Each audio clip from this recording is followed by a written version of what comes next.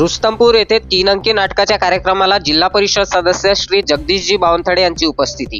डाकराम सुकडी जिल्हा परिषद क्षेत्रातील रुस्तमपूर येथे दिवाळी व मंडईचे औचित्य साधून गावकरी मंडळींच्या वतीने 3 अंकी नाटकाचे आयोजन करण्यात आले होते।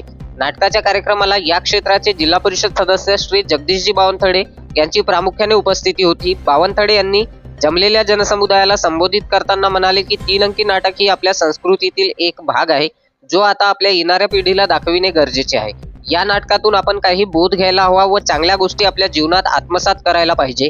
पिढी दर पिढी आपल्या संस्कृतीतील आणि सभ्यतेतील चांगल्या गोष्टी नाहीशा होत असताना आपण आपल्या 3 अंकी नाटकांच्या माध्यमातून पुन्हा जिवंत करण्याचा प्रयत्न करत आहोत।